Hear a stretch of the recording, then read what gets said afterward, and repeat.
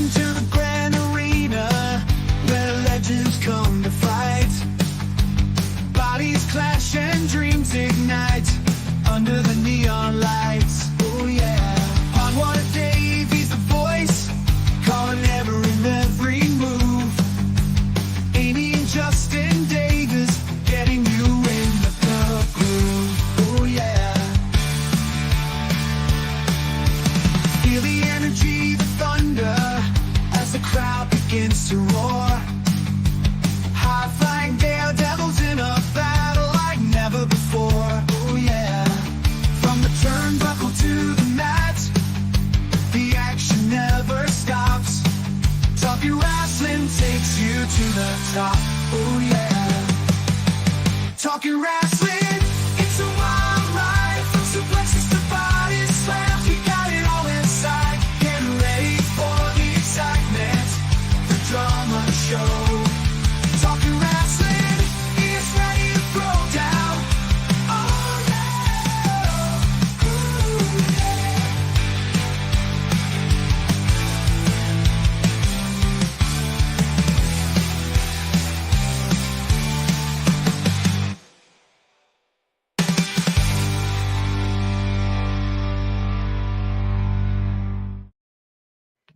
Hello and welcome to Talking Wrestling with Pondwater Dave. My name is Justin Davis, and Amy will be here with us in just a few minutes, I think. She's running a little bit late this evening, but of course I'm joined by the namesake of this show, the great Pondwater Dave. What's going on, Dave?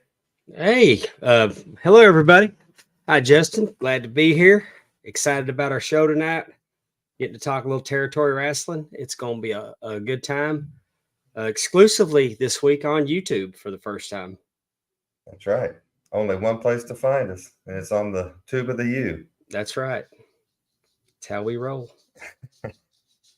What's been going on this week? Anything fun? Got back to work.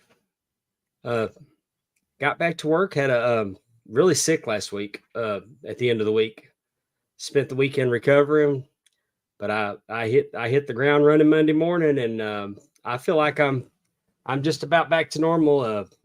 Doctor thinks I need 30 more days. We're going to do some physical therapy, get my knee back to get the strength back in that leg. And now, are you out there all by your lonesome, or no, do you still have your guy or someone there? I got a guy with me. I'm going to have some help. So, but we sold some chips yesterday, and the Monday before I went on vacation, I worked today and regretted it. I mean, I was icing. I was looking at that pain pill like it was the Divas division in 2004. But I didn't take any of them. I didn't want to take any more of them because I don't like how they make me feel. But what I'm saying is it hurt last week, and this week I'm feeling my old self again. On the road to recovery, as they say. I can't put any weight on it. Like I can't get down on my knees. Yeah. So I'm bending it. I'm not walking with as much of a limp. I mean, it's, I look 58 again. You got a fighting chance running away from the geese at this point. You might be able to make it. Yeah. I think it's too hot for the geese. I've only seen them like one time in the last 2 months. Oh yeah, they flew back to Canada. They're over I don't know where they're going. Drew Review said he got to see my Reds while on vacation a few weeks back. Drew, I got to see him Friday. My dad and brother and I went down to St. Petersburg, Florida, and seen our beloved Reds win a 10-inning extra inning game down at the Trop, which is, man, what a S-hole that place is for baseball, man. But it's never even looked appealing on television, ever. Not one time. It's not appealing at all. The only cool thing was I got to pet a devil ray while I was in there. Okay. But I've always thought that stadium looked like a warehouse that went out of business, and they put a it's pretty baseball much what field it in is. it. Yeah, well, it was built in 1990 for hockey, and you can tell. Well, that's what they call hockey's. They call them barns for a reason. Catherine Summers is with us, and she's having foot problems too. Hope you get to feeling better, Catherine. Thank you for being with us. Yeah, Drew Review says he was at the game where Hunter Green, the Reds pitcher, was throwing up behind the mound. Yeah, I remember that. He just started puking behind the mound in the middle of the game. That's crazy. That's You never absolutely. know. It gets hot out there. Have you watched any of the Olympics? I have not. I sat down. I said, "Okay, here I'm going to do it." I turned it. Turned it on the Peacock, and there it is: France and USA playing soccer against each other, and we are already down 3-0. And I lasted about 20 seconds, and I said, "Oh, I'm out. See you later, Peacock. Over to watch something else." We watched the gymnastics last night. The men's getting. I think they got the bronze medal, but they're back in the medals. We watched the girls. Watched little men's basketball. I'm trying to be a good American and support Team USA, but when they put the camera on LeBron James, I just can't get over it, man. I just don't like him. Never have. And it doesn't have anything to do with anything other than I don't like LeBron James from way back. I don't either. And he's even a fellow Ohio boy. And I think he graduated high school maybe the year before me. No, I think he graduated same year as me. I don't know. But I saw him play in high school, but I still don't like him. I'm a fan of the rest of them, and they had a good game. It was enjoyable. Yeah. And then but the best part of the Olympics has been Snoop Dogg. And if you haven't seen Snoop Dogg calling things, go out of your way to go look for it. He does a segment where he's talking about badminton. Like they're showing a badminton clip. Yeah. He's calling it. Oh, there it is. There it goes. It's beat. Yeah. And then they just he's living life over there. I forget what game it was that I was watching in one of the Reds games, and he was at the game, I think, and they interviewed him and they were just going to interview him for a half an inning or whatever, and they kept him for 2 innings because he was so good just sitting there calling the game with them. Yeah, I turned on the TV the other day and he's on the Voice. It's Snoop Dogg, Reba McEntire, Michael Bublé, and Gwen Stefani. I might have to watch now that I know Snoop's and they were singing. I can't remember the song now, but they were singing a song. You got Reba and Snoop singing a song together. All 4 of them were singing, but yeah, it was Snoop, Reba, Gwen, and Bublé, and it just Snoop Dogg is the coolest MFer in the world. Yes, they're just to watch him, and they got Colin Jost over there calling Colin surfing in Tahiti, yeah. And then they have Kevin Hart and Keenan doing recapping stuff, and NBC's killing it with mixing in comedians and they're trying to tie in Saturday Night Live's 50th season that's fixing to start. Oh, really? Well, see, when I was watching the opening ceremony or whatever, when I was in St. Pete, I saw who was it? Peyton Manning and I can't remember who was with him, but it seemed like a odd couple to be doing that, but whatever. Yeah, when I think Summer Olympics, I don't normally think Peyton Manning. Yeah. But Peyton Manning is super entertaining, everything he does too. You imagine if they made football an Olympic sport, there would be no competition. We would just kill everyone every year. Canadian football, come on, bro. Hey, you want me to get controversial right up top here? So I'm watching, and apparently the Olympics, I don't know. They got the women's boxing. They got the women's boxing. They got the women's boxing, and one of the boxers let's just say he identifies as a woman. Okay. So he's out there beating. He's up there. I don't know why I'm tap dancing. So they got a transgender. They got a transgender boxer.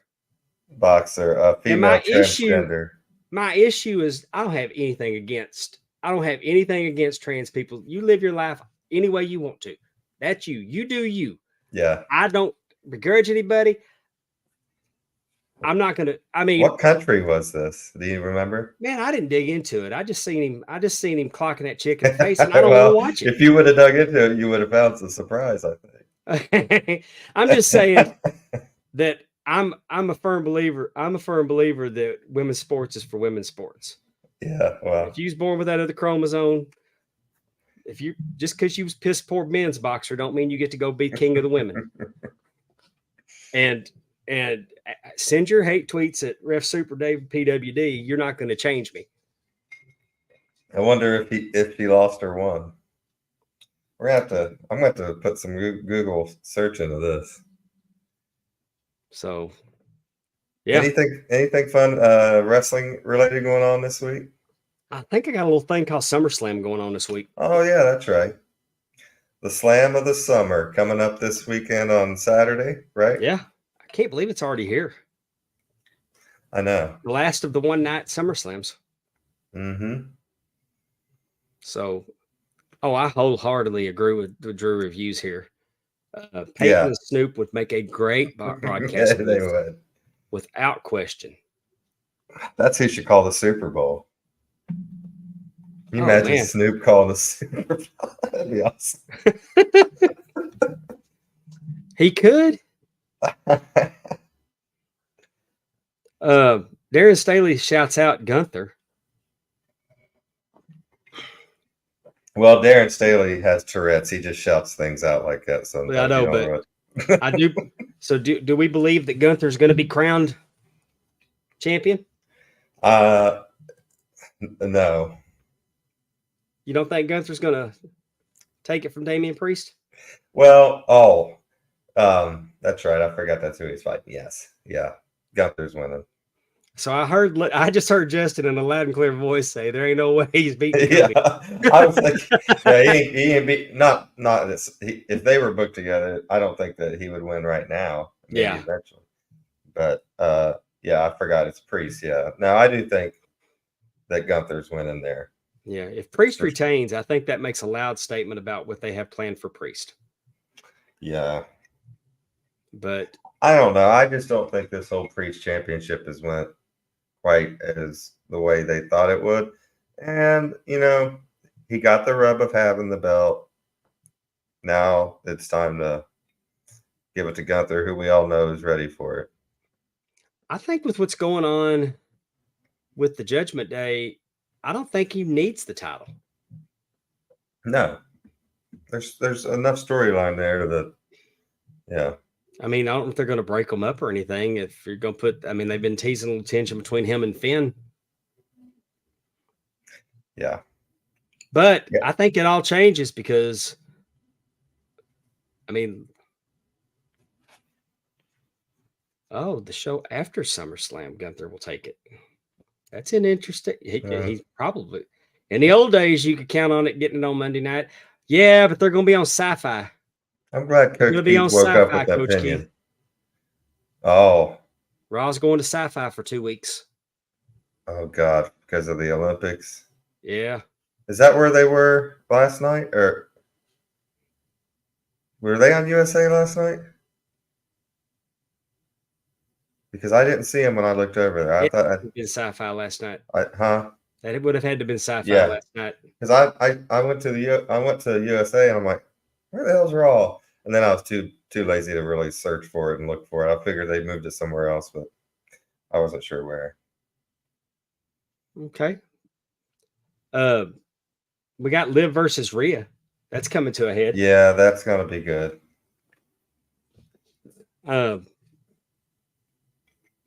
It's gonna be fire, but Dom's gonna turn.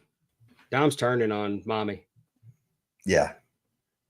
That Liv walking off crying and Dom putting her in her place and all that. Is that what happens to Judgment Day? Is those two break up and then you end up pitting somehow? What's his name? Finn will cost Priest the championship this weekend, and then that'll start their feud, and the whole thing will implode. But you don't need Finn. Gunther's so strong on his own, and I'm with Coach Keith. Seeing Priest escape with it, or maybe Priest gets Finn Finn tries to help and gets Priest disqualified. He keeps the belt, but is mad about it, and then gives the rematch to Gunther on Raw. That could happen. Here we are down that rabbit hole. You cannot predict WWE right Can now. Snoop announce SummerSlam with Michael Cole? Can we make that happen? A WWE Hall of Famer. That's right. Bring him in. Snoop and Michael Cole for SummerSlam. Maybe let Pat just come in at the end. I think Snoop sat down and did commentary one time. He probably did. That'd be awesome. There's no telling. Snoop did a whole pay-per-view. We're going to book Snoop as a full-time commentator on all sports by the end of the show. You know what would be cool? If we could get Snoop to come on our show. Yeah, that would be cool. For shizzle. I mean, I don't know what we talk about. No, I don't either. I mean, I used to listen to his old stuff. Yeah, I did too. My favorite episode of Martha Stewart, Snoop was on. Yeah. And I was said Snoop's on Martha Stewart, and then they baked brownies. And I was rolling in the floor. Some of his new stuff is good too. Drop it like it's hot as fire. I don't think that's new anymore, Justin. Well, for him, newer. It's not his 90s stuff. Yeah. Drop it like it's hot is his new stuff. Oh. Well, we were supposed to have a guest and we were supposed to have Amy. So instead, it's just me and Dave. Right now, we're waiting for our guests and our hosts. We don't know what to do if it's just us. I'm trying to think about. I'm fixing to have to start doing some research. Hey, I'm gonna tell you what. Let's talk about. Have you watched any AEW this week? No. I watched Collision. I watched Collision and Battle of the Belts, which should be called Battle of the Belt. I'd rather watch that USA France soccer match than the AEW. I know that my commentary here is going to sound like that I'm taking a huge crap on AEW. This was a pretty good show. It was a pretty good show. They got this new character, Hologram. Holla. I'm sure he's a repackaged luchador. He's very good. He's entertaining for the flippy stuff. But I think this is something that they've come up with. He's been on 2 weeks. 2 weeks now. He's getting good reaction from the crowd. He's entertaining. He wrestled this other guy, Monster. Anyway, he did a sit down power bomb from off the top rope. Mm-hmm. And they hit, and Hologram's on his back, and he kind of stands up and folds his legs and kind of sits on his legs and flexes. And the referee's just standing there. So Manster looks at him, and the referee's, and so then he just leans down on the legs. And the referee's still standing there. And so the referee made him get on top of him before he would count the pin. Mm. And I'm like, what in the? Because this isn't to bury the referee situation. I mean, a lot of times referee problems in AEW are because of the booking. And Tony Schiavone said on his podcast that he truly believes that AEW is more like ECW than it is like WCW or WWE. And I'm with that. So announce it as an extreme rules federation. Make it all extreme wrestling. Then y'all keep doing this silly. I mean, whatever y'all want to do, because then you're not burying the referees because there's no rules in ECW. See what I'm saying? Hello, Amy. Hi. So sorry. She is. Look at her all dressed up. Too hard on. I know. She partied too hard on on her birthday. Yeah, that's And- exactly what it was. She's got her hair done like she likes She it. likes it. Look at you, kid. I'm telling you, I came in on 2 wheels. Work. It's just, we're getting all back into the school and the swing of things. So, how's it going? Pretty good. Right now, I want to introduce our guest at this time. Everybody's coming at the same time. There we go. Hey, how's it going, guys and Hi, ladies? Matt. Ladies Hi, and how's it going? gentlemen, we got Matt Classic from the Allied Independent Wrestling Federations, and I say it that way Awesome. because this man runs a territory, and not a small Awesome. territory, and he's been running territory since 1992. So we got a lot of history here, and we can't wait to hear all about it. Matt, how you been, man? Pretty good. Hope y'all guys are as well. Yeah, the AIWF has been around since 1992. We've been in our current format since 2008, and currently we have 150 promotions in 47 countries across the world. Wow. And I was looking through your page. I was looking through Whoa. and just been looking. You can't throw a rock in independent wrestling and not hit a wrestler that hasn't worked for one of your promotions. Well, that's probably One of pretty your true at this point. We've done really well. We've developed a lot of great relationships. A lot of promotions have been with us for over a decade now at this point. We got great stuff going on in Europe. We got stuff going on in Australia. We got great stuff going on here in America. I mean, we got our Latin American Championships defended on TV every Sunday at IWRG in Mexico. And we're working on Canada next with President Andrew Blanchard up there. Nice. Cool. That's awesome. Let's talk about your some of your champions real quick. Yeah, Gold Boy Greg Anthony. Greg's been around forever. I mean, he's held that belt over 400 days now. He's defended it in about, I would say, a fourth of the country right now.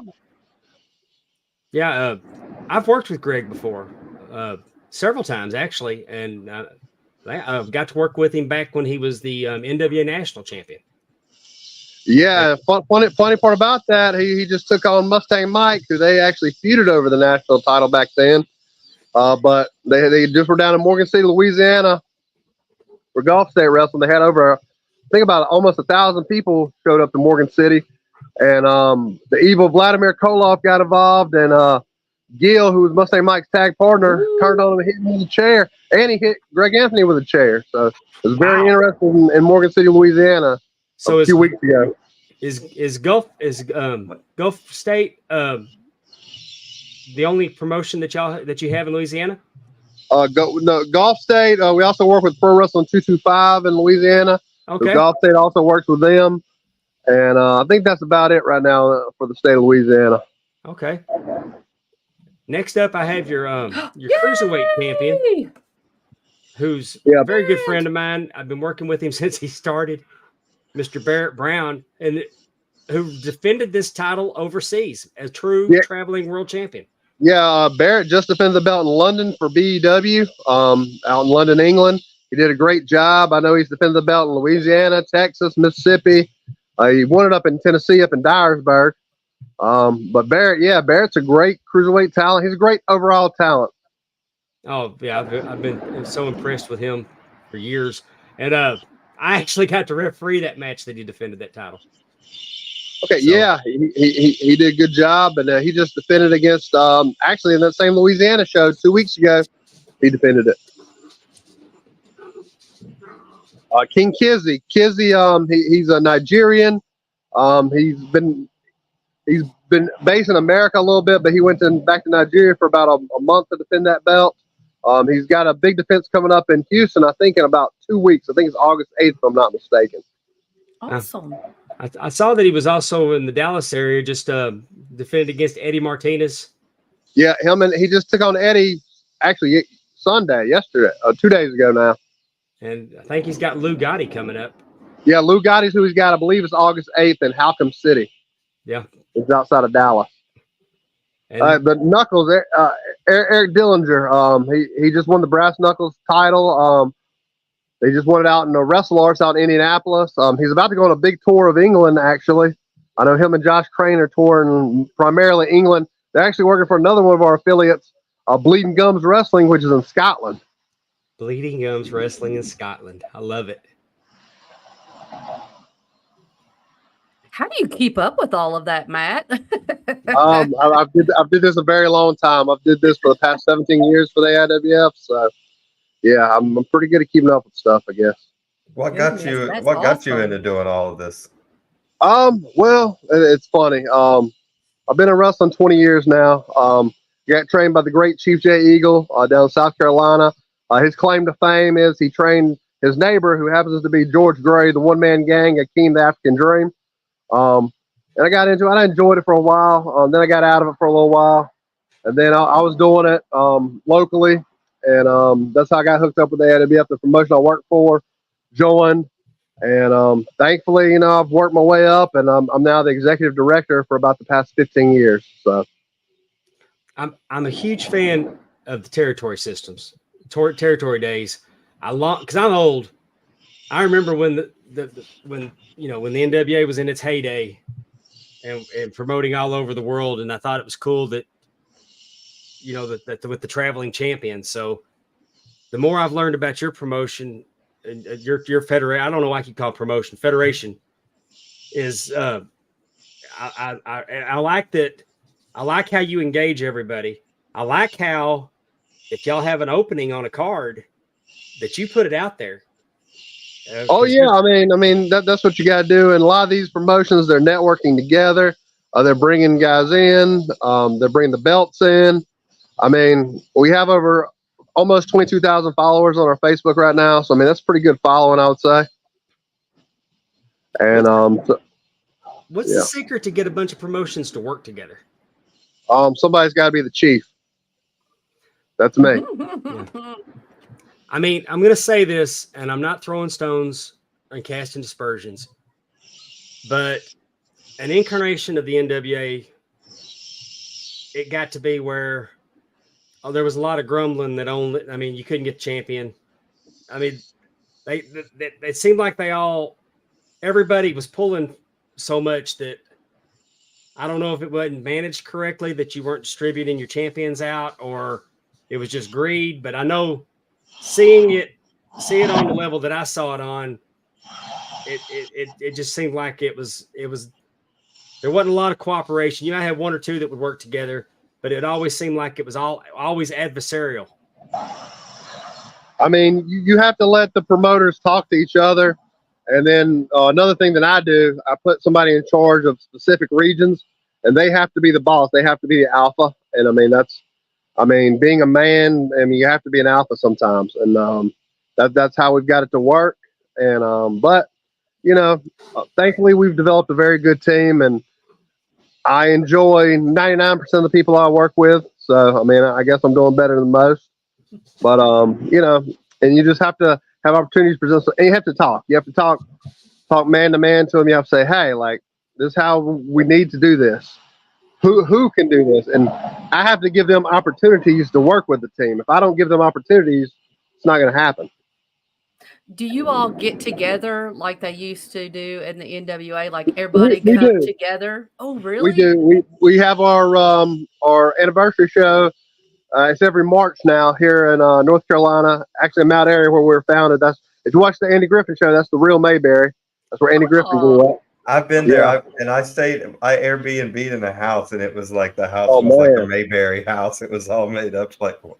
Yeah, I mean it's a lovely town. I mean it's about an hour from where I live. Here I'm in Greensboro. I'm in the mecca of Crockett country.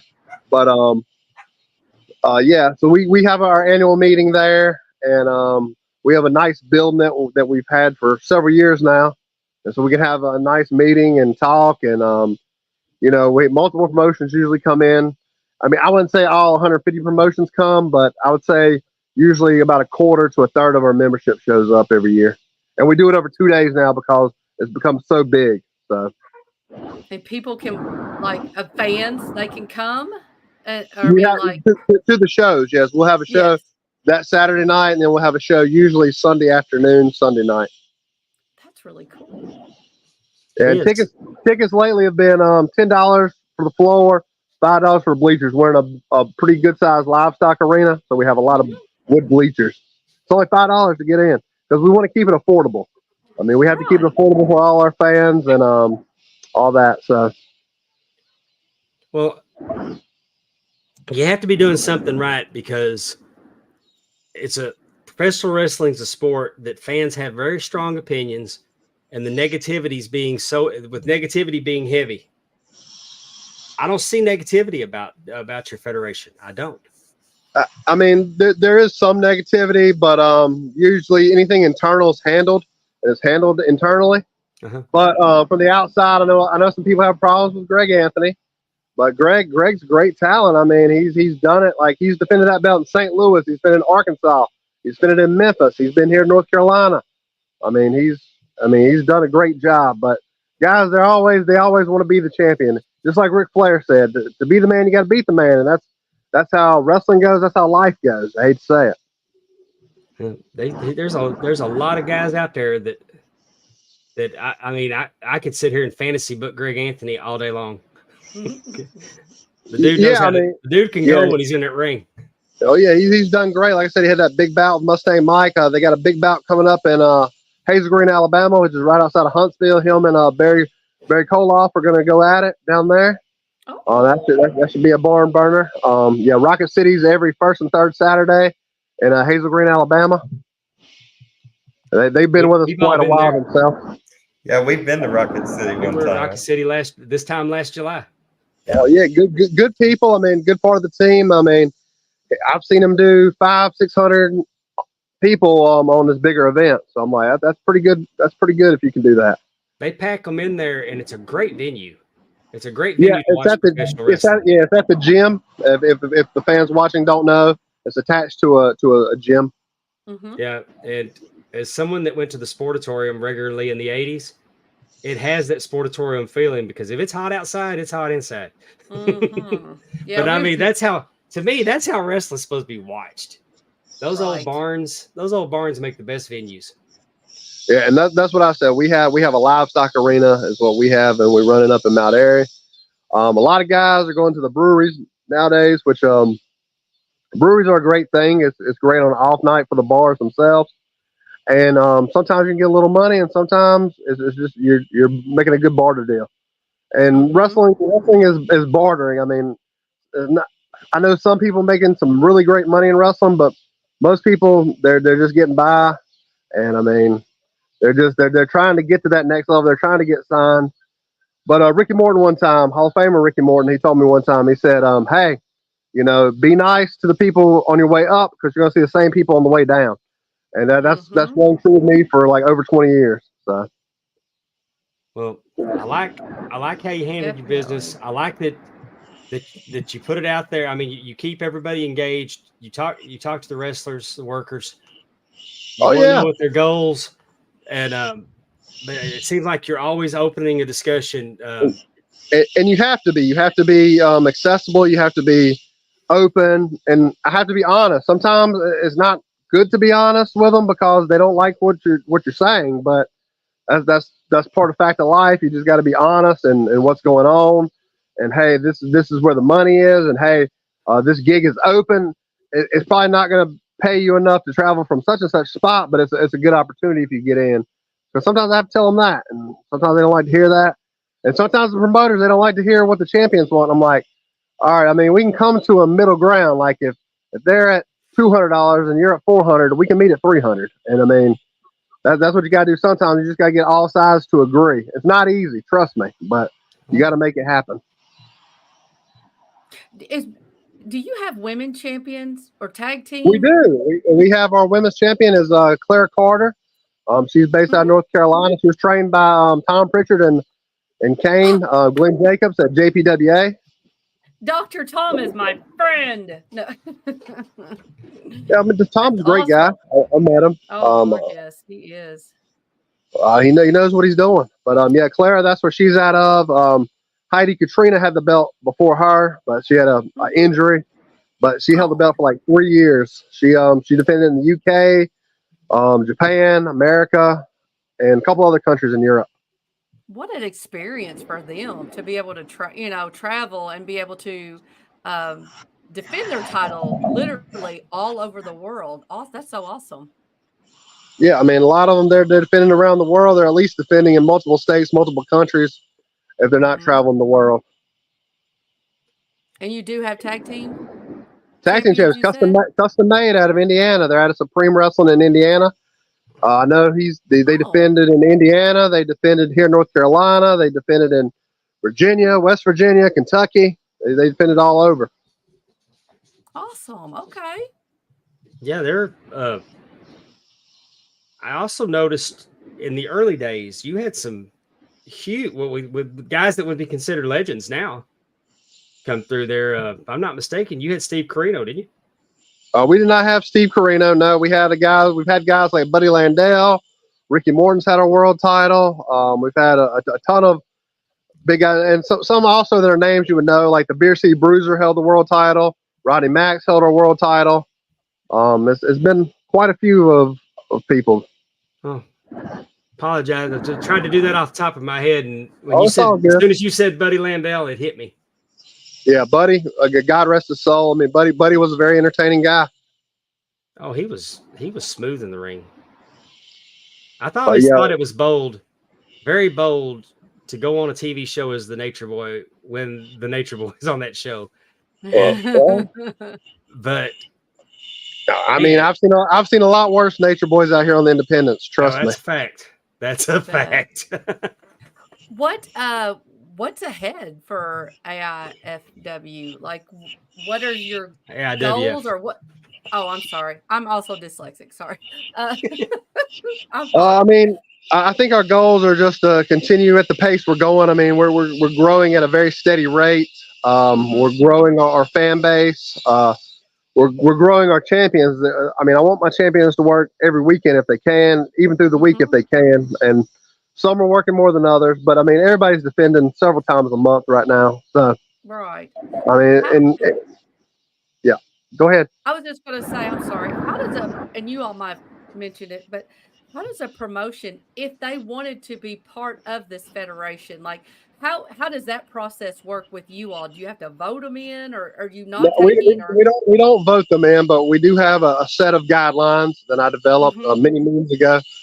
And usually they talk to me, and I hash it out and see if they're going to be a good fit for us. And then, if you didn't know, I'm like the CIA of pro wrestling. I mean, I know everyone, so like, I pretty much do a background check. I'd be like, hey, what can you tell me about this person? I could reach out to 5-6 people and have answers by the end of the night. So right, so it's almost like I hate to say code of conduct, but obviously you want promoters who are upstanding, pay their people, that have shows. Well, yeah, pay them. Consistency is a big thing. We want shows. Theoretically, we want at least once a month, once a week, if we can get it. Some of our promotions run about every other month, but we want that consistency, and we want you to have ran in your area a while if you can. Sure. I mean, I'm going to give new guys a shot, but they gotta show me that they're capable. That's awesome. I've seen too many promotions run one show and shut down. So sure. Well, sure. They think that's easy. I'm sure that they probably think, oh, that's really easy. And then once they get in there and promote, they know it's not. Yeah, I mean, I've personally ran in eight different states over the past 15 years. So I don't like to run as much as I used to because I'm so busy with the office. I mean, we're a very busy entity, and I mean it's great and it's fun, but it's not easy. Oh no, I can only imagine. Well, I mean we're doing well. I like that your wrestlers, they take pride, especially your champions, like Barrett Brown, for instance. I know Barrett's been champion. He's been local champion in Texas. Pretty much everywhere he goes, he'll get a belt. But when he showed up on our shows, and when I say our shows, BIW, that's for Josh. I know Josh. I work for Josh more than I work for anybody else. When Barrett shows up, he shows up. Not only did he show up with his cruiserweight belt, I mean, he was announced as the AIWF cruiserweight champion, and then he defended it. He started defending it on Josh's shows. that was not something that normally champions from another promotion, they leave their belts in the back. They don't go to the ring as the champion of that promotion. So it says a lot to me. Graciously, Josh, well, we talked to him beforehand and got all that hammered out. And he's a great guy. I mean, BIW, they kill it in Arkansas, Louisiana, Mississippi. I mean, he does a great job. Yeah, and I know he trusts Barrett a lot, and he has a very high opinion of Barrett as well, so that helped. But yeah, he agreed to put the title on the line, and let's go. And I knew he had top talent. I told him when I sent him the contract, I'm like, hey, I'm not worried who you put in this. I know they're going to represent, but here's the standard contract, and we can't wait to see it. And it was that simple with BIW. So, I'm sorry. So, is BIW does the belt have to be defended in a promotion that is part of the federation? No, we don't have that per se in our rule book. I mean, there's some honor code there. Like I wouldn't want it defended in a promotion that runs 10 minutes from one of my other partners, but sure. But you gotta know how to manage it, and but like I said, BIW, I wasn't worried at all. We're not really running super close to them. I know Gulf States runs a little like semi-close at times, but it's not super close. Yeah, we're out. I mean, even at our closest, because we run the northern part of the state. Yeah, he's down south. 225's down in Houma, which is my favorite city to ever referee matches in. I love Houma, Louisiana. The fans in Houma, Louisiana are next level. I mean, they are passionate. They completely buy into everything you're doing. It's an incredible town for wrestling. Yeah, and I actually drug one of y'all's Louisiana legends out of retirement at that last anniversary show of the Minotaur. I'm sure y'all know the Minotaur very well. Cool. Yeah. Well, I was expecting you to say Steve Anthony, but I wasn't prepared for Minotaur. But yeah, I'm familiar with him. Yeah, we had him. He's another great guy. I mean, he actually lives up in this area now. So. Well, that's awesome. You were talking about. I'm still stuck on like kind of the gathering, the meeting of all the promoters. You said that happens in March? Yeah, it's historically happened in March here in North Carolina. So is that kind of like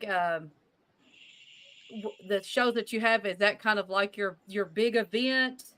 I guess. Yeah, it's probably our biggest event because we have promotions and talent from all over the country.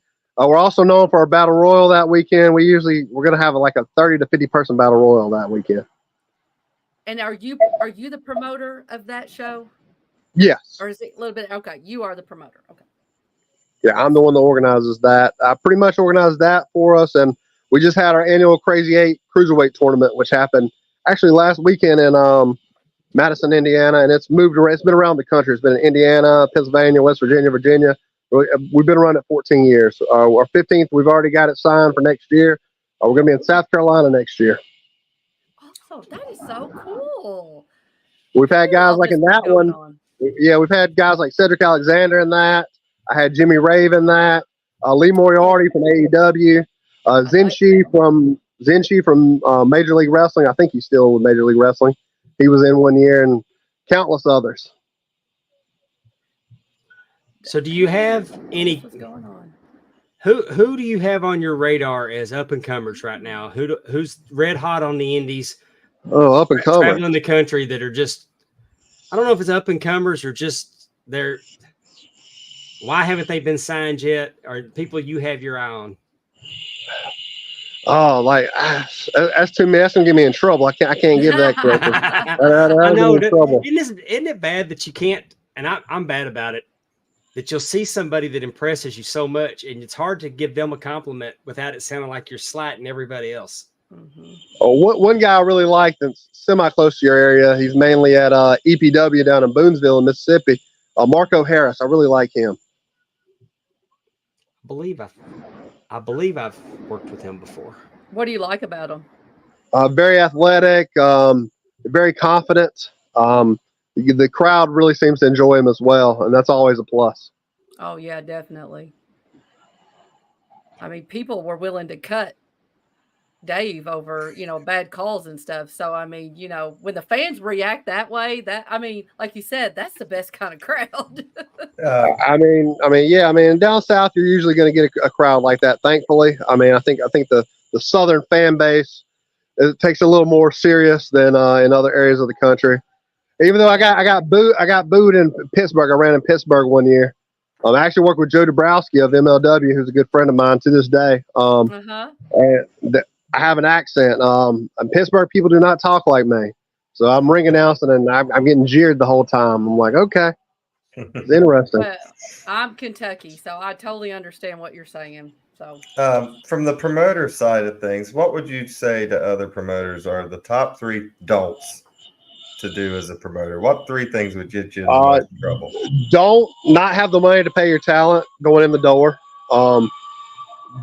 Don't forget to promote your events and promote it in multiple streams. You can't just put it on Facebook. You can't just pay for ads. You got to post to your town. You got to, go get the word out there. So do that, and don't book anyone that's like they're just there to be there. Like you have to make sure they're there for the right reasons. Yeah. So build your team, because that's what's going to take in the long run to be a successful promoter. You have to build a successful team, and just like any other professional team, you're going to have to switch out parts eventually. Mm-hmm.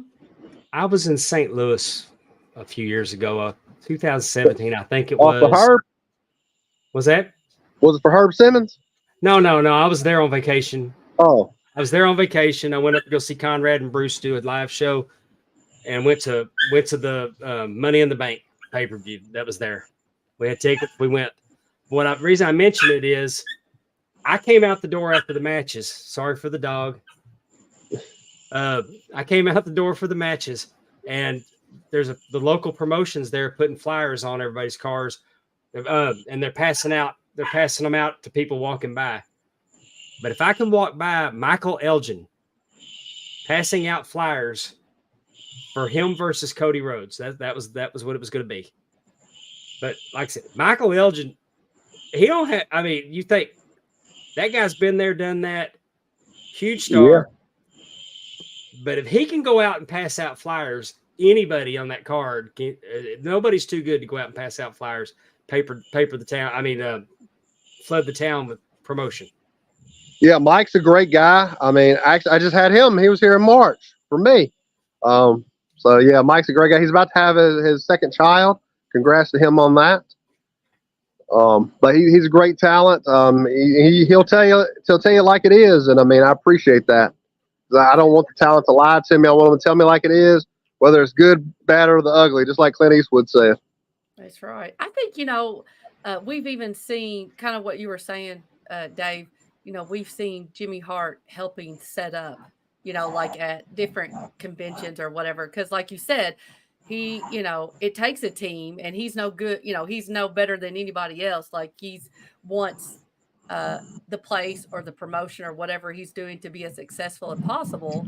So, I like that he was passing out the flyers, paper in the cars after, what do you say? Money in the Bank.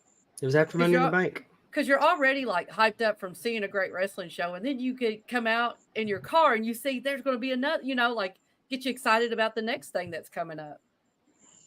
Well, yeah, Michael Elgin and Cody Rhodes would have just seeing that on that flyer would have been impressive enough. But I was just knocked over that Michael Elgin, that he was out there doing it. Well, yes. And I see it a lot on shows that, you get national talent would come in and work a show, and they'll stick around, tear the ring down. I mean, they don't have to do that. No, exactly. And just talk to the fans, and just like you said, the ones that really want to be there love talking to the fans and interacting with them. It doesn't matter if the crowd is 10,000 people or 100, I could just speak. I got to see Matt Taven when I came down to see Pondwater, and super great after the show, talking to everybody. Again, he doesn't have to do that. He could have just left, and interacted with the crowd. That's what makes you want to come back, is just the level of professionalism that the people that they're, your promoters are bringing in, and just the excitement. They're just as excited to see you as you are to see them. Yeah, it's the energy levels they bring. I can say that from two of the guys that I learned about, and both are in the WWE Hall of Fame. Jimmy Boogie Woogie Valiant and Ricky Morton. Like, they always high energy. They're walking around interacting. They're always talking to other young wrestlers, and they're just there having a good time. And I mean, I think that's how you should be at a show. If you're not having a good time, the fans are not going to have a good time. Exactly. That's very true. That's probably why you're the promoter of all those, the head honcho. I had the opportunity to work with Ricky Morton last year in Huntsville. And I mean, I was thrilled to death to have the opportunity to work with him. But what was so impressive about him is his willingness to help the youngsters. Yeah. I mean, he was a great guy. He was in teaching mode the whole time. Mm-hmm. And I think that's what this generation is not getting as much as past, because they would be in the car with these guys and they would be traveling, and that's what they would be talking about. And I mean, most guys, I mean, I'm just being honest, most talent these days are weekend warriors. I know very few people that do this full time. I mean, I don't even do this full time, but I'm like, it's a totally different ball game these days. Yeah, when I was a kid, you could get wrestling Monday through Friday, normally within driving distance. Then I grew up in Dallas, so World Class would tell you where they were going to be during the week. You knew Monday was Fort Worth, but Tuesday could have been Garland, Texas, or Halton City, like you mentioned. They were always somewhere, and you really couldn't put together when are these guys getting any time off, because they were working every night, making a living in the wrestling business. Yeah, and the guys are just not getting the reps that they used to get. Because I mean, even some of the best guys I know in the business right now, they're getting 3-4 nights a week. Some are getting 2 nights a week. But I mean, back in the day, like you said, they were getting a full week's of reps every week. But it's still exciting to me. I love watching. I tell everybody on this show, we talk about the indies constantly. We don't call it the minor leagues. We call it the superstar wrestlers. That a lot of what you see on the indies is maybe better than what you see on TV. They just haven't been seen by the right pair of eyes yet. Now you got a lot of young guys that are still learning their craft, but you got a lot of guys that just hadn't had the same break yet. And I don't like everybody to think that, like, oh, you're not a pro wrestler because you're not on television. That's not the case. No, not at all. And I mean, that's what our tagline is. We're the past, present, and future of professional wrestling. Because like you said, I mean, you can't turn on your TV and see guys that haven't been on one of our shows at one point. Yep. And also, they might have been in the indies and they got their run on television, but then they're back down in the indies. Exactly. I mean, I heard Jinder Mahal this week went out and told the fans, don't blame WWE for WWE treated me right. WWE set me financially. WWE gave me exposure. I created relationships. I can do whatever I want to. And Jinder Mahal's on the independent circuit, and he's happy about it right now. Yeah, so, I mean, a lot of the guys I know that have been cut in the past year, they're making a good living out there on the indies. And I don't want to tell anybody's business, but I mean, some of the guys are getting between like $1,500 to $2,500 a shot. I mean, they're making more on the indies than they were making under WWE contract. And it's good that the business is strong enough now that it can support that. Yeah, we have a lot of great platforms. I mean, you don't have to just see it live in person anymore. That's the best way to view it. But you can watch it streaming. You can watch it online. You can watch it, and you don't have to wait for the magazines. I love the magazines. I grew up on the magazines, but now like the news is like instantaneous for anything to do with all the way from the top to the bottom. You can find it online anytime. Yeah, it's completely different. And when you mentioned the magazines, I was the same way. I couldn't wait for the next issue to come out. And I always tell the story about going to the arena thinking I was going to see Ric Flair, and Harley Race won the belt, and we didn't know Harley Race was champion until we got to the arena. One time, Dusty Rhodes won the championship, and I went to go the Great American Bash in Dallas.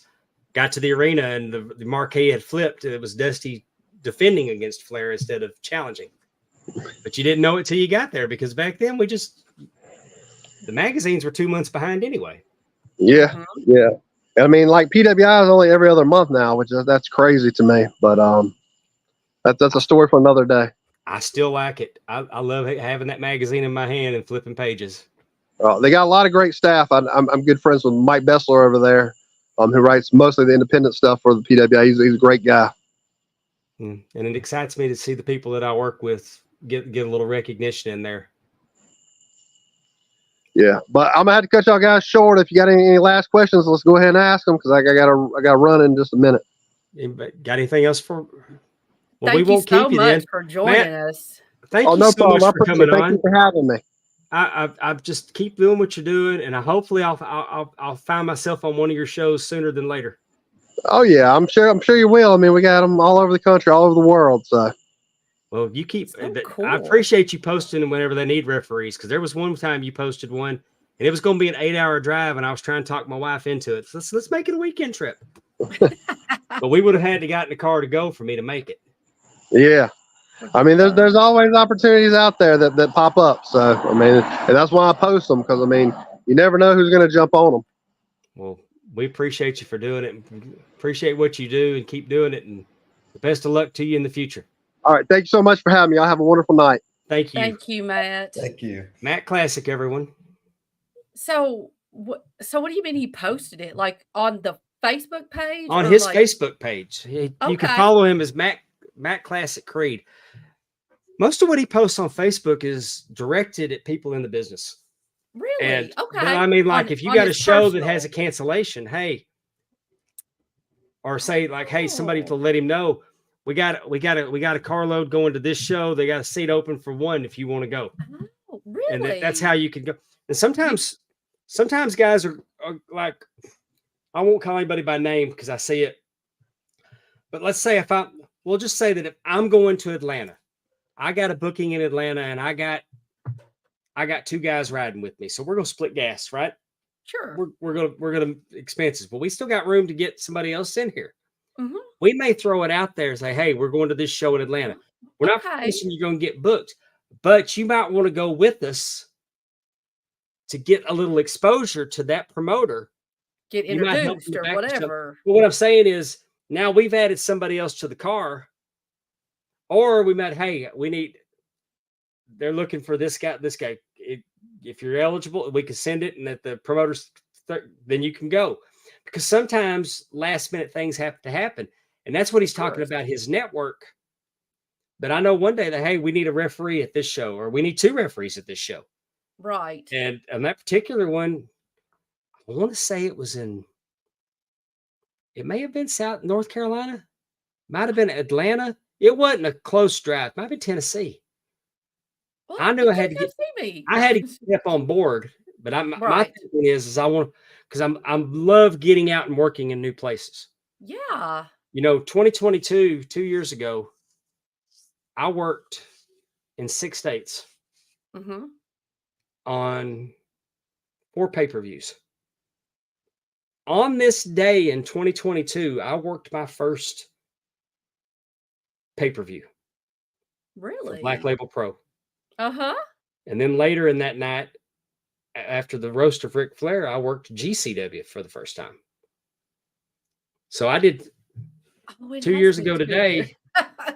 I got to do got my first taste of television wrestling. Isn't that crazy that it's been 2 years? I know.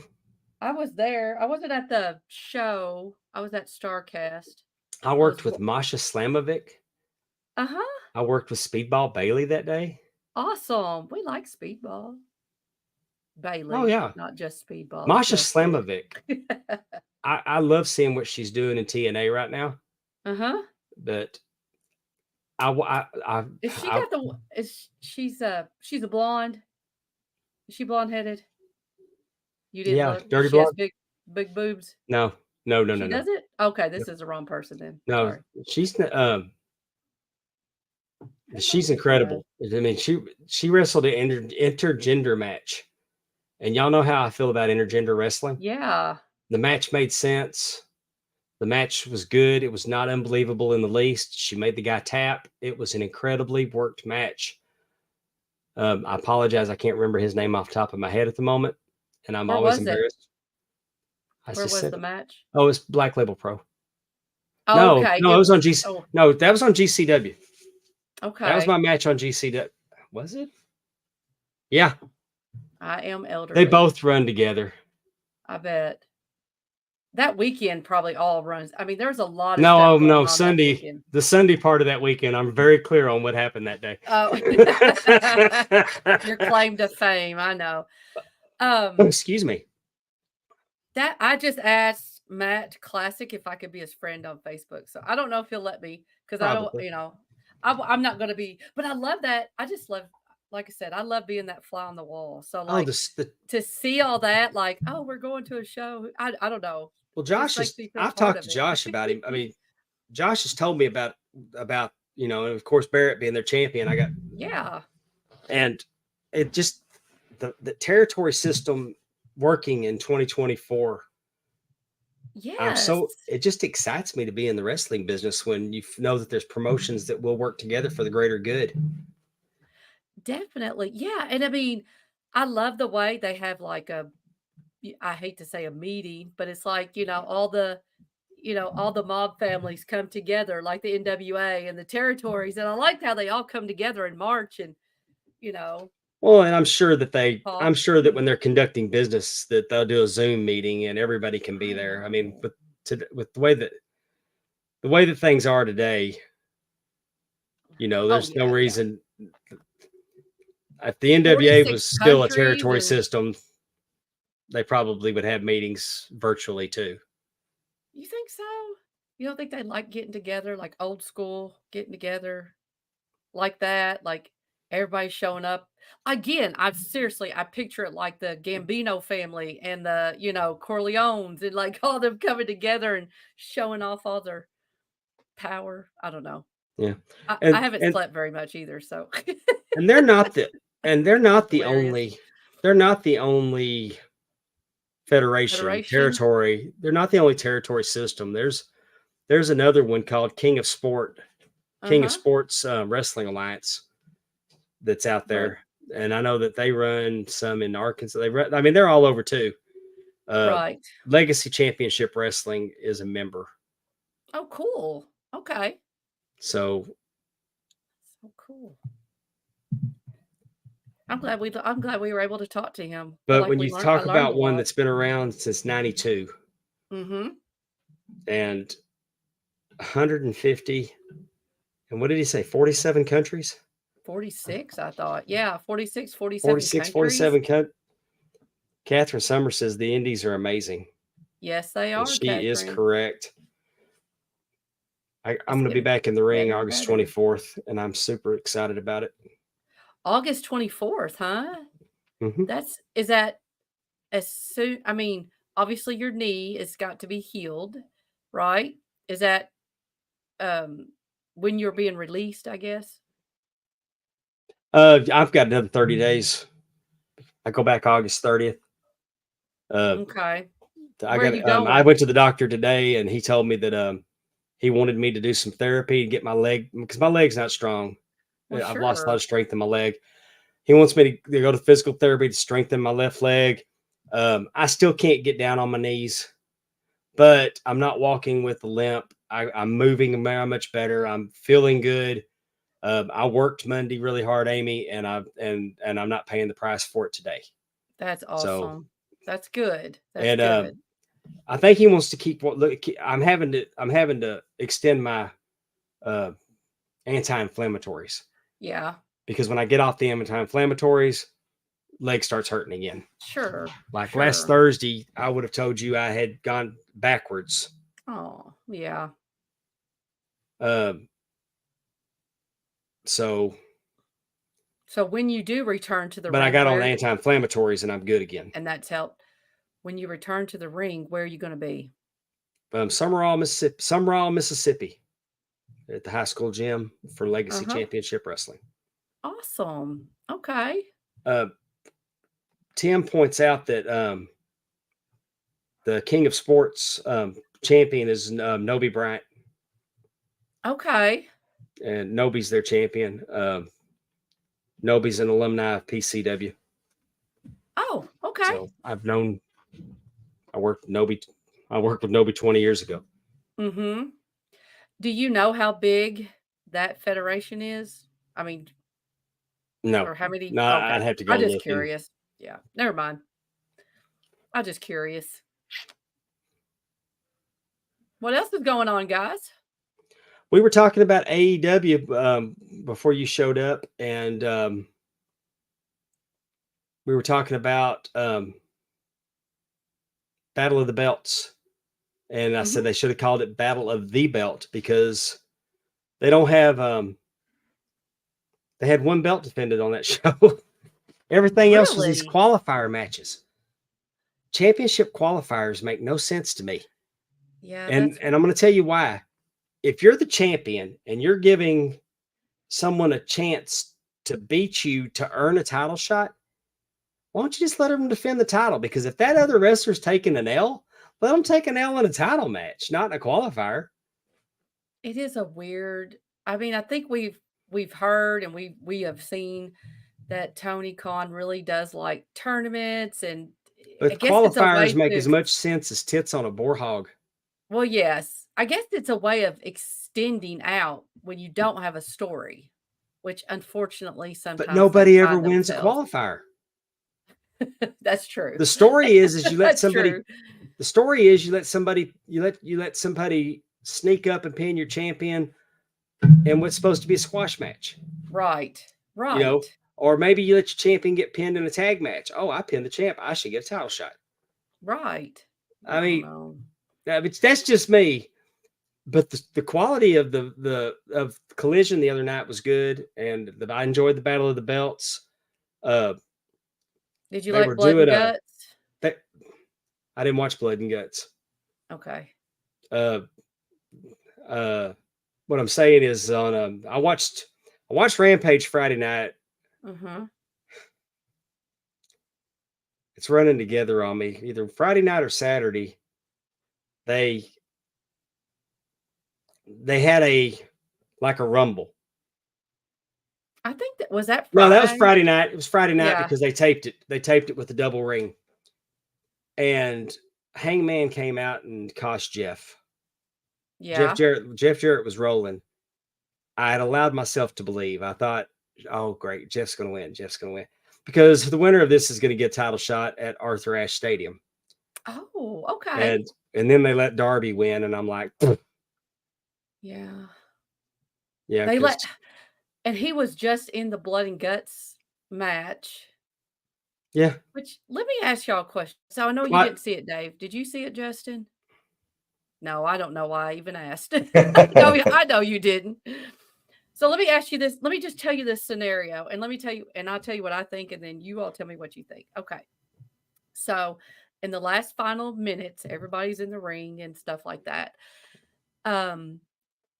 The AEW team, I guess it was which I would say which are the good guys. Let's just say the baby faces. Darby, the Acclaimed, who else was on that team? Whoever Swerve. those people, Swerve, thank you. Them versus Matt and Nicholas Jackson and Okada. Perry. I feel like there's somebody else. But There's only anyway, 4 on there. There's only 4 in the match, wasn't there? was it 4-on-4? Okay, well maybe that will help me figure out why there's okay. Anyway, so this is the scenario. They have Paige was in Oh, it. Paige was on Okay. there. Oh, that's right. Okay. So Then how much the fifth one for Team AEW would have been? I know it was Swerve, Darby, the Acclaimed, and was it I don't know. It wasn't Garcia or anybody like that, was it? Well, they're not important to this story, unfortunately. If you think about it, let me know, guys. So they have handcuffed Jack Perry, to the cage. Okay.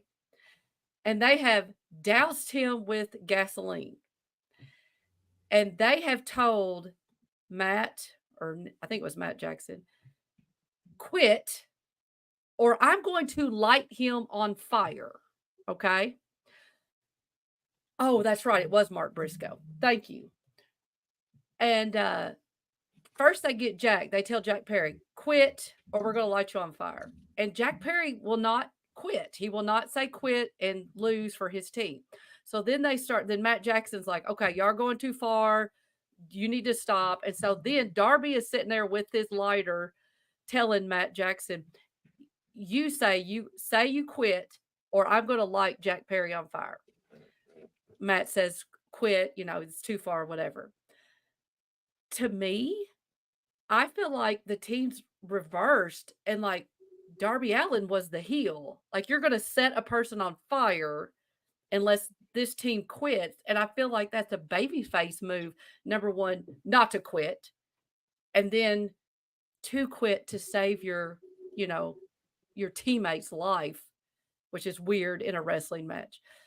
So I don't know. I have some real mixed feelings about the fact that we're going to light them on fire. I'm upset they didn't.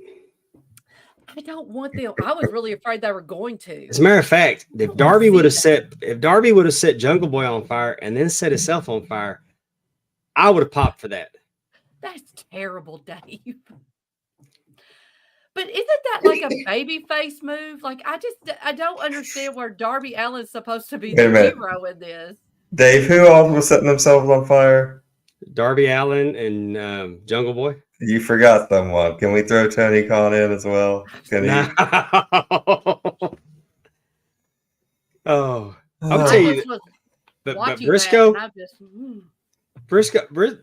Briscoe's doing the best work right now. Exactly. Man, he was on the Ring of Honor pay-per-view the other night, defended it. I mean, he's been all over the place. And then he's got a new baby, and he introduced the baby, brought the baby out. He was cutting a promo, and that baby's just sitting there, and the baby's name is Jay.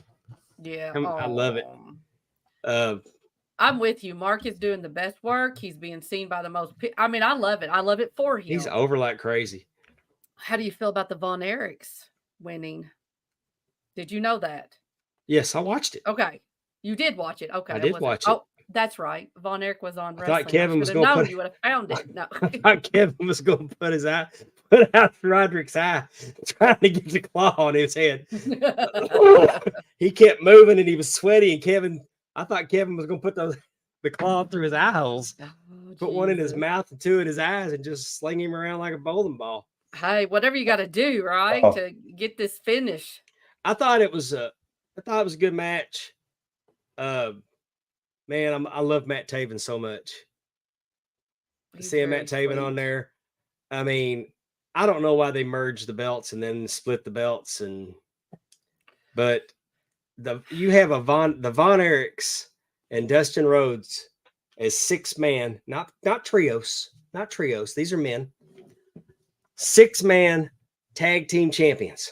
Mm-hmm. When you think 6-man championship, that's synonymous with Von Erichs and Freebirds. But Dustin Rhodes was a WCW 6-man tag team champion. With who? So 6-man championships are not new to Dustin either. Right. Who was he a 6-man champion with? He don't remember that part. I remember he was a 6-man champion. Okay, I'll look it up.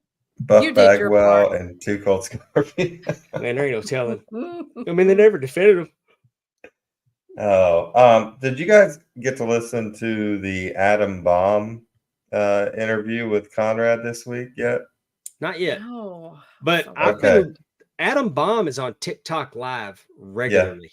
Yeah, he is. Mm-hmm. He talked about it. Got a nice setup too. I guess we'll talk about it next week after you guys get a chance to listen.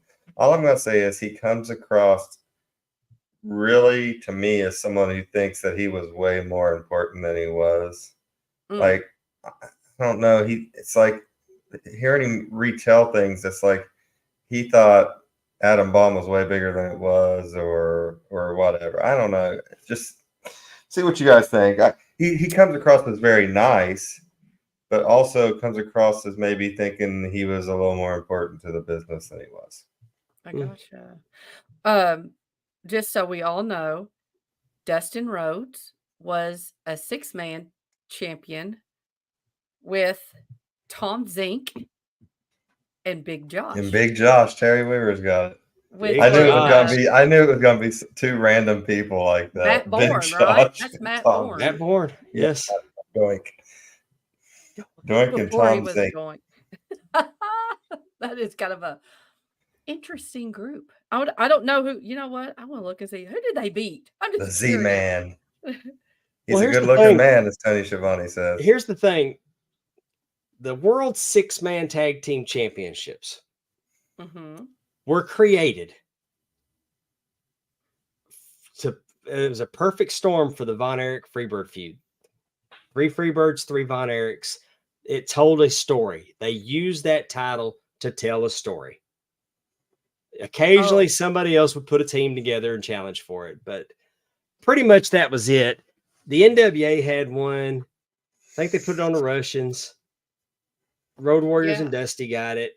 Mm-hmm. But I mean, it's never been a championship that's been highly contested, and it ought to be contested regularly in AEW because they got enough factions to pull it off. Yeah, definitely. When you have as many factions as they have, you can feature a 6-man tag team championship, and it's beautiful. and if you you'll do it. should. And there's so many factions that you can do that in AEW.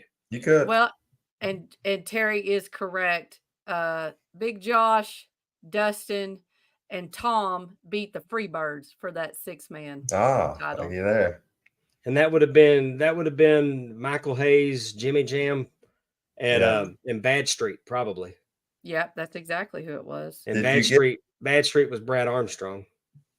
Did you get to see the new Pete Rose documentary that just came out on HBO Max? I did not, but I will make it a point to go watch it.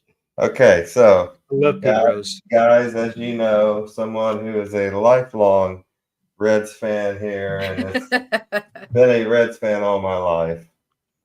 I loved Pete Rose as a kid. He was, of course, all-time hits leader and, considered in Cincinnati as a god. Like Johnny Bench might be the best player we've ever had. Frank Robinson might be the best player we've ever had. Yeah, those guys did a little something. But Pete Rose is the most beloved in the town. Like there's the highway going right by the stadium is Pete Rose Way. And so Really? I grew up, a big Pete Rose fan. This documentary gave me, I knew he was an asshole, but this documentary really reveals how big of an asshole he is. Mm-hmm. And just not only the gambling addiction, which is ridiculous, but, possibly having relationships with women that were quite young at the time. Just disregard for the way he treats people. He got in trouble in Philadelphia a few years ago when they were celebrating the 1980 World Series winning Phillies. And a lady asked him a question and he called her babe. And afterwards, she asked him to apologize. And he said, she should be thankful I called her babe. Like. What year was it? Like 3 years ago. Like, oh, yeah. Like, just it reveals how truly big of an asshole Pete Rose is. So if you get a chance, check it out. It's quite interesting, and there's a lot of stuff in there that I've never seen before. And I'm like, I said, I don't want to watch one of my heroes get torn down. Well, he tears himself down because it's his own words, Right? Does he have any remorse for it, or hell no? Huh? Unapologetic. He's never had remorse for anything. The only thing I think Pete Rose ever had remorse for was getting caught. Yeah. But he should have been forgiven by now. Because whenever they need him, because here's the thing, whenever they want to trot out one of their all-time teams, hey Pete, can you come out and do this? And Pete will come do it. He comes running. So no, you can't string him in. I mean, if he's good enough for you to bring in when you need him.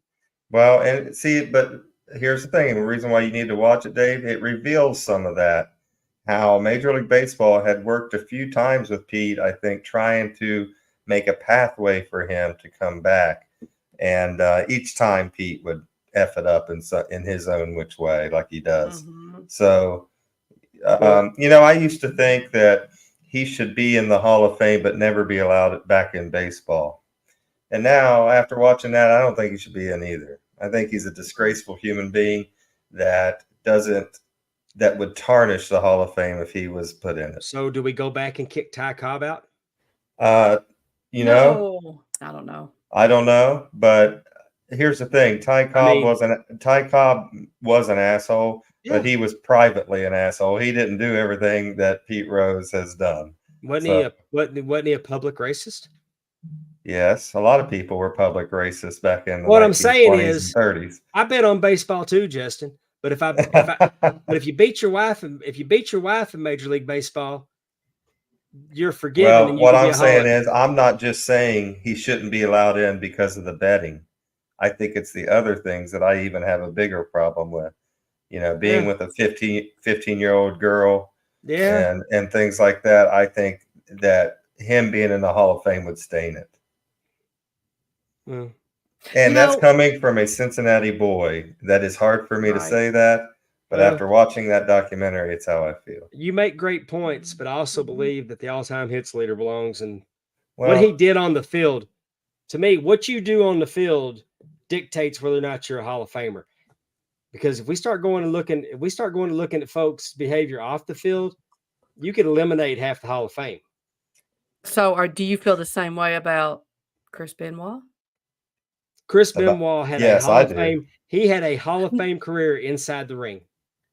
Do you think he should be part of the WWE should induct him into the Hall of Fame? Absolutely not. I mean, that's what I'm saying with what you just I feel said, the same way I feel about Benoit as I feel about Rose. Yeah. But what I mean, I'm not giving him a pass. No, I know. But if they could come out and definitively say that Chris Benoit, everything he did in the ring turned his brain into mush, and that's why he did what he did. I agree. But even Paul Heyman says, don't give him a pass. He did what he did. Right. I'm not giving him a pass for it. Right. But I'm not. But I will not. I'm not ever. I mean, I don't feel like I should have to apologize to you if I bring Chris Benoit's name up. No. We're doing a recap on something. I'm talking about is if we just what you just said that he's the whatever. I don't know the best at his profession. You should, the best of hitters should be in the Hall of Fame. And you should look at what he did on the field. And I'll cop out and say that it's a legitimate sport. What? I mean, what Pete Rose did was legitimate. I mean, it wasn't a work sport. Right. Yeah, but I agree with what I think. Amy's question is legitimate. Benoit was the best at what he did, and if we're just judging that, then of course he belongs in the Hall of Fame. But of course, you can't have him in the Hall of Fame. I can't remember, but I'm going to try to make a point. Did they remove O.J. Simpson from the NFL Hall of Fame? I don't think so because he was never found guilty. That's why I was going to say he was never. No matter what we all believe, but I mean it's a gray area. Yeah. But if I went to Canton and I saw Pete Rose, Charlie Hustle, all-time hit leader on the wall, I would not be as upset about him being included as it bothers me that he's not. Just for the simple reason is I've been on baseball too. So what you're telling me is, but you weren't playing it. No, but what you're telling me is, as a gambler, I mean, what I'm saying is, y'all have that much disdain for gamblers, but what everybody else did is 10 times worse than gambling, and you can't forgive the gambling. No, I agree. I mean, again, I think it's a completely different, but I think to Justin's point, he's talking about how it's not so much the gambling, it's everything else. Plus, it's the fact that they have tried to work with him and he screws it up by doing something or saying something every time. And so they just can't.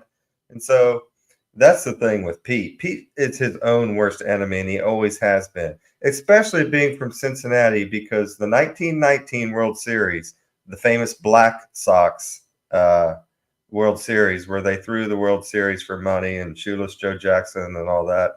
Guess who won that World Series? The Cincinnati Reds. And so for Pete, who's from Cincinnati, of all people, he should know not to be messing around with betting on baseball. And I do think you want your Hall of Fame to be a representation of a person as a whole. You don't want to say, yeah, you could be the biggest asshole in the world to your fans, but you hit whatever 500. So we're going to, you know what I mean? Like, I think the Hall of Fame is for people that, yes, they were good on the field, but overall, Does they were good for the sport. And Yeah. I don't am I think, you know, am I right I in don't know. remembering that it was Daryl Strawberry that had a drug problem? Yes, he Yes, did. he Is did. Daryl Strawberry in the Hall of Fame? I don't think so. I have no idea. I Okay, don't think yet. I because don't know gambling anything. Maybe. is an addiction too. Well, Efren says, can you look at the accomplishments of Chris Benoit, the wrestler, without seeing Chris Benoit, the person? You And cannot. does he belong in any Hall of Fame? I don't think so. And I'm I going don't to see tell how you, you and could have a Hall of Fame celebration for him. How can people clap when you you say, you can't, know what, out now of we're going to, respect for the victims and their families. right? The victims' And families, you can't do it, and I understand that. I think that's the reason why when someone goes into a Hall of Fame, it shouldn't be just about their accomplishments on whatever, the field, the boxing ring, whatever they're doing. It's what they did for the sport. And like you said, you can't celebrate Pete Rose without thinking about all the gambling or the shitty If attitude he including had, or someone to your Hall of Fame, if including someone into your Hall of Fame hurts your sport, then you yeah, probably shouldn't do it. And I think I both in agree. Chris Benoit and Pete Rose, I think it would hurt the sport. Now, Well, in Pete well, what you Rose's said case, about Point. underage girls, I will give to you. That would be to me yeah, that might I would accept that as a sticking point. But if you're going to tell me, that the gambling should keep Pete Rose out of the Hall of Fame, no, I I don't don't think think he the is. gambling, and I don't think the gambling is. I think the you think it's lying and Pete's own actions since is what's keeping him out. And well, when I say I think lying, I it's don't on mean Major about League. betting on baseball. Well, I think it's on Major League Baseball not to invite him to do anything at all I whatsoever. would agree with that. That And knife cuts both I don't ways. think they have since that Phillies incident occurred. So, Okay. But you're and right, Dave. Like, don't parade him out as like this great thing for baseball if Right. you don't feel comfortable with putting him in your Hall of Fame. when Well, that young girl thing came out, that story came back out. He was he was a talking head on Fox Saturday Baseball with What Frank is with Thomas and a couple other people, and they fired him from that. And mm, he what actually got them ratings. Their ratings went up big when Pete Rose was on their show. what is with you all being men with young women? Jerry Lawler got in trouble for that too It ain't back in me, the babe, 80s. as Johnny Cash said. Look, it ain't me either. I'm You know just how I am. saying that is, I mean, you think about some of the I've got a track more record. I got a prolific. 3-kid minimum on my women. well, Terry Weaver says he likes older women. Oh Lord. They are beautiful lovers, You know what else and is they good for understand. ratings? Silly. You know what else What? is good for ratings? And we desperately need some right now. Amy, It's time for Amy's trivia. Think you have the facts? Let's play and see. I gotta figure out where it is. I know you appreciate that. He did just bring it. He just brought it right up on you, didn't he? I will say this though. As we all know, maybe y'all don't know out there, last week was my birthday. And we talked about somebody else on that particular show last week that had the same birthday as me. Do you Mm-hmm. remember who that was? I remember David Von Erich. Oh, Besides David. Jesus. I can't remember. Jesus is December 25th. and I don't even think that's his real one. If this is a wrestling show, we'll go with his kayfabe birthday. Oh my gosh. It's Jesus's kayfabe birthday.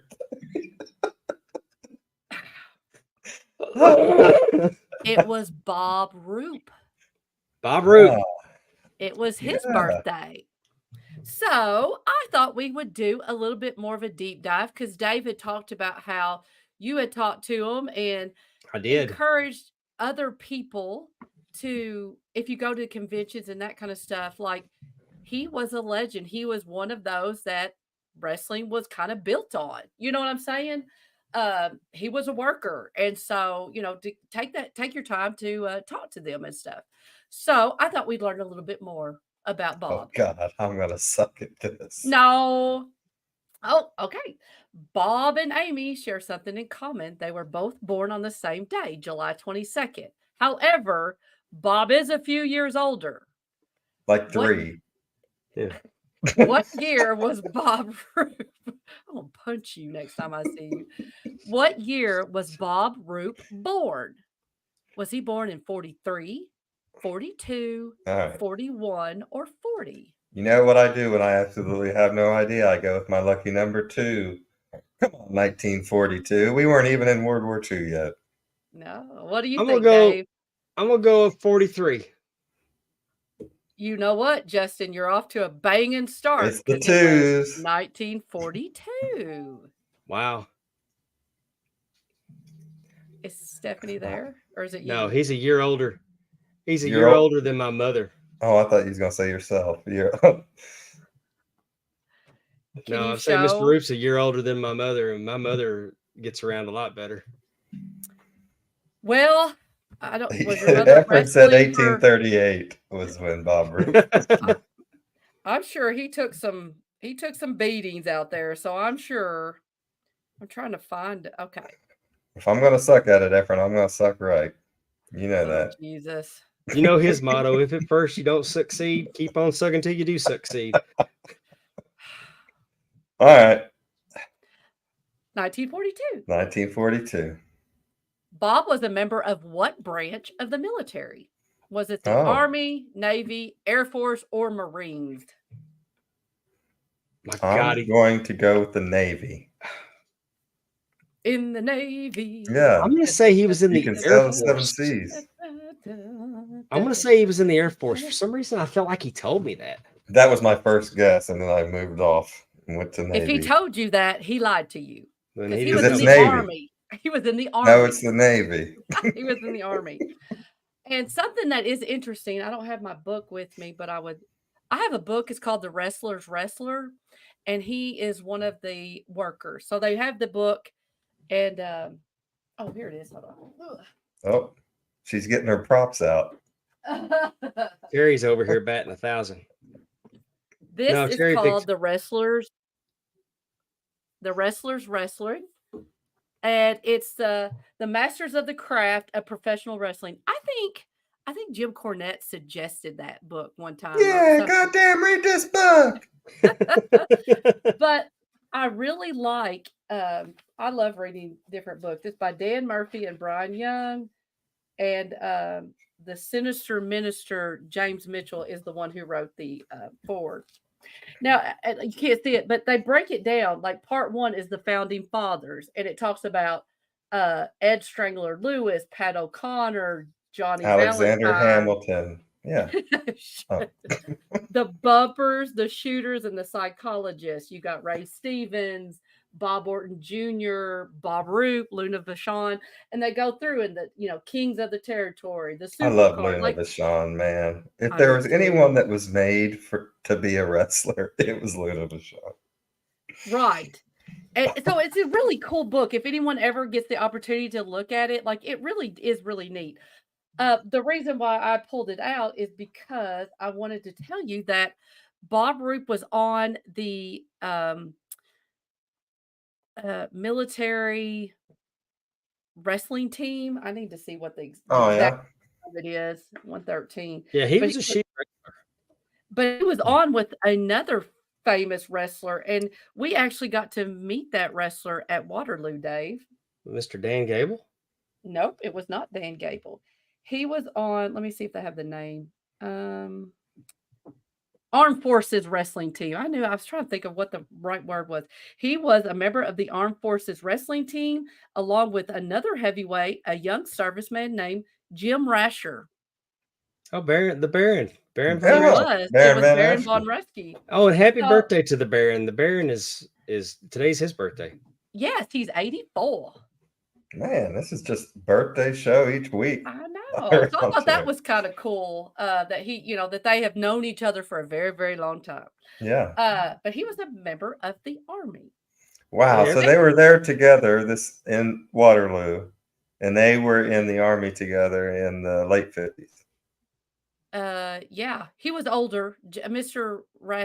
Mr. Barrett. I don't know Yeah. what you would call him. He's older, but yeah, But I mean, if Bob was born in, or they weren't 42. in, if they weren't in it together, they were just both in it. Bob's 80. Bob's 82. Yeah. No, you Bob's said 40. 82. Yeah, I said Bob's 42. 82. So Rashke's 84. 4, yes. They could have yes. been there together, right? Yeah, they were there together. Yeah, But I okay. was just saying that Rashke's older, so I don't Well, really I know. was just saying that's crazy that they've known each other since their military days, They and really now they're have. still hanging out together for wrestling in Waterloo. Yeah.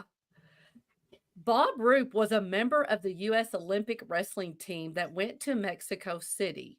What year Oh. was that? Yeah, he was an actual member of the U.S. Olympic team.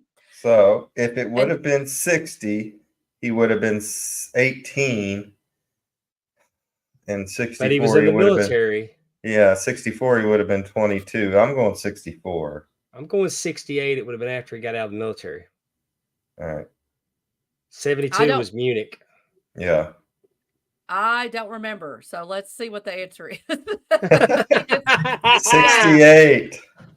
I could remember. I thought it was. I don't have. Oh, I have it in front of me. I don't know why I didn't.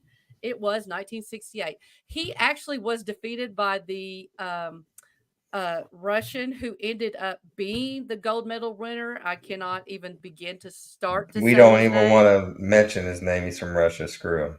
Ivan Dragoff. No, Yeah, because I can it's drag Ivan off. You will Drago. lose. That's what he told Bob Roop. You will lose. Right. Well, darn it. I just told y'all the next question, but that's okay. Sug on Ziznaz. No, that's not that's not the question. No, I mean, I was thinking that's what the Russian's name was. That's what the Russian's name was. Oh, I'm sorry. Sug on Ziznaz. So next question. I think his name was Fuck Vladimir Putin. Is that a name? Oh. What's That next? Did Bob Roop win any medals? Yes or no at the Olympics? Oh, I'm gonna say no. Dave? I'm gonna say that damn I'm gonna Russian. say did that. yes. I'm gonna even guess it was bronze. Unfortunately, he did not win any medals. Oh. He did wrestle. He did, like I said, whatever you called him. He did end up wrestling the eventual gold medal winner. That is who he lost to. But excuse me, he did not. Next question. See, I was listening. I heard her tell me the answer in the last question. I know. I forgot. I put that one in there.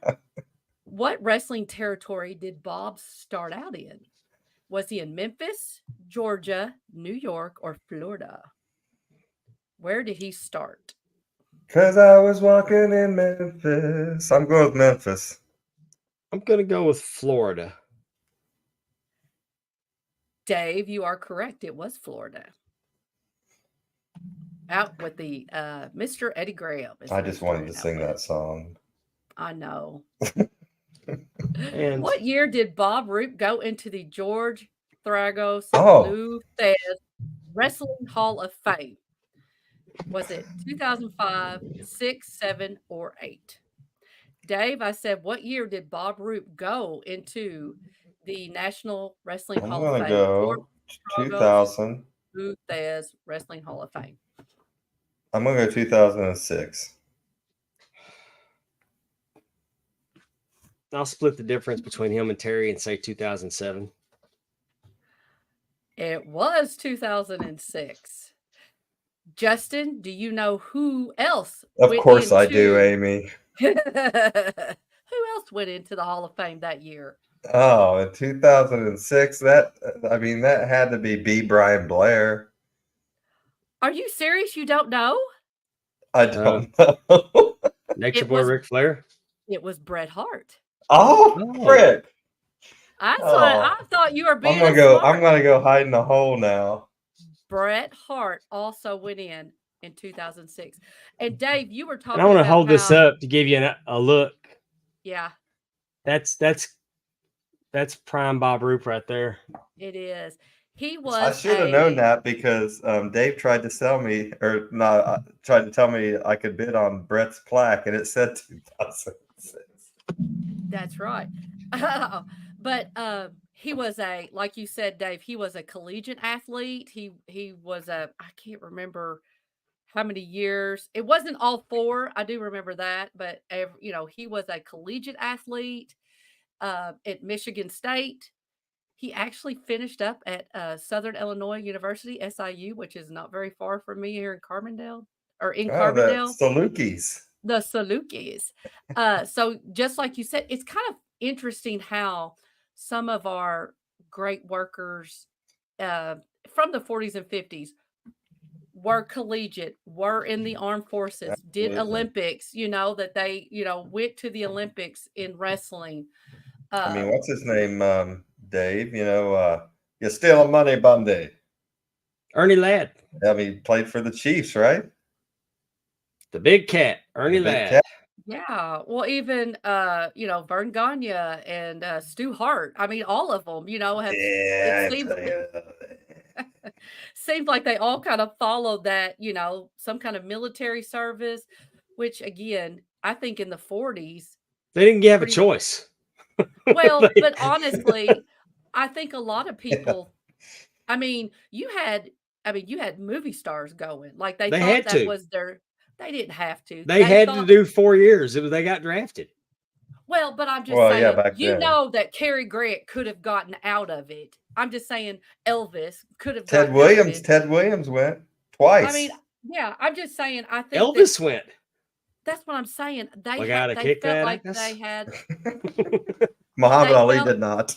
No, and, he did they not. felt an obligation to go. Is what I'm trying to say, is that they Yeah. felt an obligation. That was Yeah, the something- obligation meant a letter in the mailbox that said, "Get your ass on a bus." like I said, I My- do not believe that Clark, My Clark granddad Gable Miller. could not have gotten out of it if he really, really wanted to. My granddad Miller was drafted into the Navy. And he tells everybody that he was not a draftee, he was a selectee. Now my uncle got drafted into the Army. Mhm, And as soon as he saw that he had a draft notice, he mhm. ran down and enlisted in the Air Force. So when they Really? came looking for him for not showing up at the Army, he was already in the Air Force. My dad would say, as a Air Force veteran, he made a wise choice. Yeah, he said he slept on clean sheets every night. That's what I'm saying. I mean, My great grandfather was in the Air Force in World War II too. mhm. And I'm telling you, my uncle he was in Vietnam and he talks about working on what he calls spooky gun shift. Really? And they called it Puff the Magic Dragon because every so many bullets had phosphorus like a tracer bullet. Mhm. So the gunship, when it was firing, it looked like it was breathing fire. Yeah. Interesting. Well, we have to remember some of our RAM network folks, TJ, Timmy Tim, C. and Dave are all veterans too. Tim was in TJ was the Air Force, I believe, and Tim and Dave are Army. I don't know Yeah. about anybody else. I don't think so. I think that's Just it. thinking our group. I think that's good. Mm-hmm. I had a But- do-over. I tested for the Marines, Uh-huh. and before I signed, I had a buddy come back that had graduated a year before me, and he came home for a visit, and he was so different. Like he had changed so much. For the scared good? No, I couldn't tell, but it scared the hell out of me from how he was to how he So was it's good. Mhm. after being in the Marines for a year. And Really? then I started. Then I think I want to say I tested for the Army and the Air Force as well. What do you mean you tested? You Like, had I to don't take know a what- test. They Oh, give you a okay. test. Like Like the my son, ASVAB? Like that? Like kind the of. test they make you It's, take? yeah, and- Well, it's here's just the like a deal is- general military test, right? Just Well, Okay. my son Michael Mhm. tested for all of them, and he Mhm. picked the Army. And he didn't ask any of us what we thought. He just did it. Right. I'm out of here. And he joined the Army. And I asked him, I said, son, why'd you join the Army? Because in my mind, you had the Air Force that slept on clean sheets every night. I had cousins that had been very successful in the Navy. Mm-hmm. And, National my- Guard, you don't have to go too far. well, and also in my mind, the Navy's giving them boys ride to the fight. So Yeah. he'd be safe on a ship. but I asked him, and there ain't nothing wrong with that. I'm not disparaging any of the branches. Don't get me Right. wrong. I'm telling you, Right. I'm not saying they don't work hard. And if I had it all to do over today, knowing what I know, I'd go in the Navy. Because Mhm. seeing what it did for my For him. cousin Josh, Yeah. what it did for my cousin Jason, what Mhm. it's done for my cousin Debbie. I mean, she was a lifer. Mhm. Jason made a career out of it. He got as high in the Navy as he could get without being an officer. Got 2 Man, promotions before he ever got out of boot camp. I can't tell you as a teacher and a former coach how much I've seen the military help kids that really need it. I'll tell you, we had a kid that we coached in basketball that his mom was, a drug addict. His dad was in prison. He was trying to run the household. He had a little brother. And when he got to us as a freshman, he was an asshole. Mhm. And our coach is he's not a military guy, but he runs his basketball team in kind of that fashion. Mhm. And that was the thing that he needed. He needed that structure from our coach, Mhm. and he Mhm. got it, and he flourished under us. He was never a great player. He was kind of our goon, someone Mhm. you go in there to get rough with someone. He couldn't throw it in the ocean, the basketball, but he could go out there and rough somebody up or whatever. Uh-huh. But he absolutely was just the most devoted kid. Then he went to the military right out of that, and he got married. He's having a kid. He bought a new house, and that helps so many kids like that need it. And it really is my biggest regret in life that I did not go to the military right out of high school, so I could have got free college. And I almost went in 2005. I was failing in college, and I was Mhm. like, well, it's military or, working at McDonald's. And I came to a decision that I really didn't want to go fight in a war in Iraq that I really didn't believe in. And in fact, I had protested against George Bush in 2004 at my college when he made a speech there because of the Iraq war. So I didn't really want to go fight in that war because I didn't think we should be there. And so I decided to get my shit together and finish college and graduate. But now looking back at it, I wish I would have did it. Mhm. Now I'm too Yeah, old. it's a regret of mine that I didn't do it. But I also let my dad talk me out of it because of our store. But Yeah. I enjoyed the show tonight. Yeah, we've kind of done a little bit of everything. Those of y'all that Mhm. followed us over here to YouTube, we sure do appreciate it. Didn't want to go on. I wanted to try. We're trying to get everybody over here to YouTube. We want to click that subscribe button. You'll see when we go live. Yep, you'll get a little notification come across your phone. It came across mine as we started the show. I owe y'all whatever Angel Camacho spelled. I think double-handed chop. I can't remember. We'll figure out. Yeah, We're like 3 or 4 in. Angel Camacho is going to hit him in the He's head gonna- with one of those long light bulb things that they. That's No, I don't do right. light bulbs.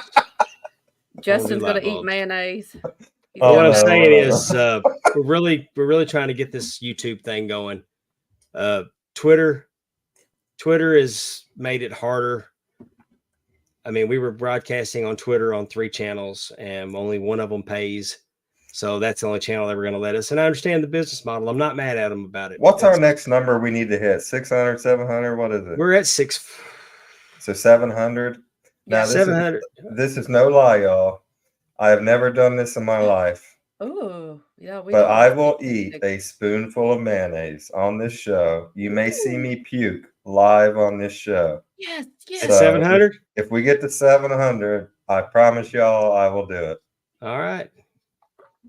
Can you clip that so we can send And that I'm gonna out? have to while put we- I'm gonna have to put stuff over my computer so I don't ruin my MacBook here. when All I right. do it.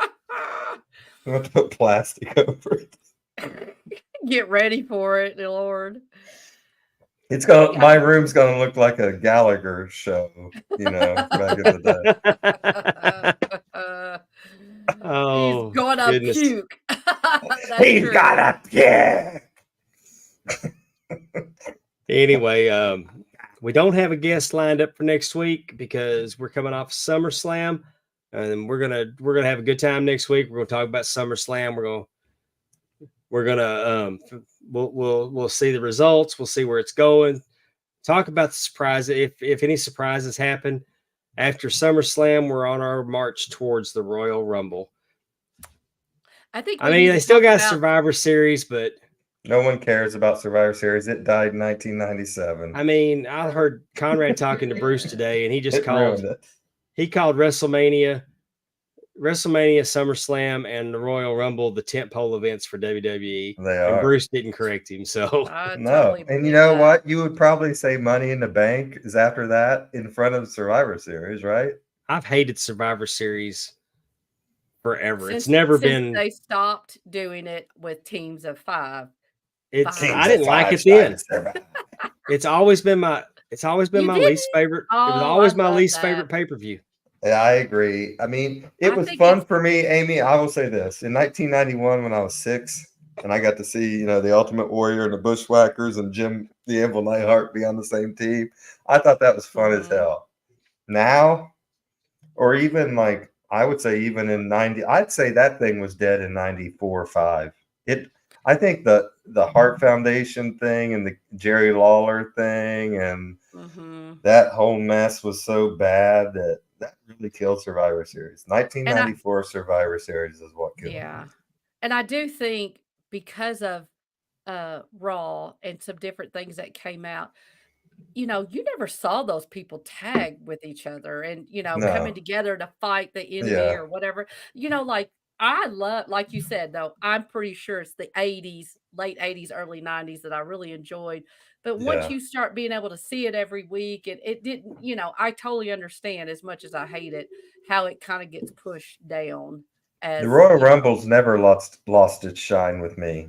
Well, I'm talking about, excuse me. Oh, goodness. Sorry about that. I'm going to try not to yawn now. I'm talking out of my ass. The Survivor Series is War Games, and it was good last year. Oh, that's right. Since they pivoted to War Games,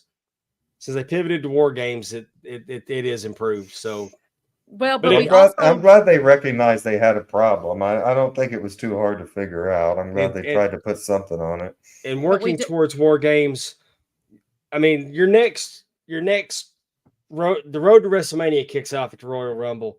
That's what we're marching to. War Games. I mean, depending on who's in the cage, is how the stories are set. Really, once SummerSlam is over, you're on the road to WrestleMania, in my opinion, right? Yeah. But the only thing about that with War Games, it's going to end up being like Hell in a Cell. Like, oh, it's October, we need to have a Hell in a Cell match, and it's not as good because they, that's even just like when they did Survivor Series, and then all of a sudden the Raw people were against SmackDown, and so everybody was supposed to be, proving who was the better. It's just really, they could have had a great Survivor Series if they could have done WCW versus WWE back in 2002. You got to be excited for War Games this year because it's going to be Oh, definitely. As long as they're not like manufacturing a War Games type, match in, September 30th, if the match is in October 3rd, that's the only thing I feel confident with maybe Triple H. I mean, so far it seems like, it makes sense. Like I think it would be awesome. Darren Staley said earlier that NBC thought about doing an AI Al Michaels for the Olympics, which I don't know why you couldn't get the real Al Michaels, but he's still alive, but whatever. It would be awesome if they could get AI Dusty to commentate on the War Games. In the War Games, baby. Here we are, that would be freaking awesome. Next week, can we talk about the opening? AI Dusty does the opening. We were talking about them earlier. Oh, I missed it. Oh well. I'll have more to talk about next week. What was it? What we talking about? I just said next week we can talk about the Olympics too. You said y'all were. Oh yeah, well we kind of talked about it. I watched 25 seconds of a soccer game. That's all I've seen. I've seen the opening. I did watch all the countries coming down the boats at the beginning down the Seine River. Oh, cool. I have not seen any of that, but I like the gymnastics, the track and field. Those are always fun. You And watch the track and field? oh man, you talk about watching, you want to watch somebody like you see people running 200 meters flying. Like it is unreal I how understand fast. it. I You just wanna don't hear know if I something? can watch it. I'm gonna call I- out. I'm yes. calling out NBC though, the way they're shooting the Olympics. Mhm. Uh-oh. No, they're shooting asses. They're shooting asses and Oh. cracks. Oh, I mean, And Dix? nope, I just hadn't asses. noticed. Oh. No, they're shooting them girls. They're sneaking them camera angles, and like you know how we criticized that. So you have a problem with that, Dave?